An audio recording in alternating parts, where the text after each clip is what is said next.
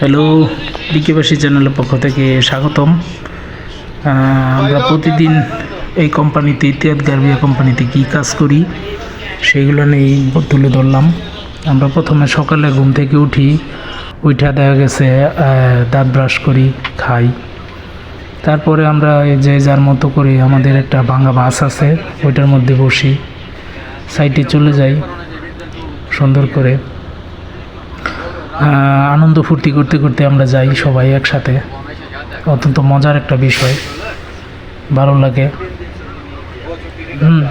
যখন আমরা গাড়িতে উঠি তখন সবাই সবার কুশল বিনিময় করি।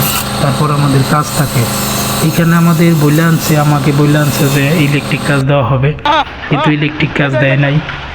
কোম্পানি এটা আমাদের সাথে খারাপ করছে, আমাদেরকে বলকের কাজ দিছে। যে দেখুন, বলকের কাজ করতেছি।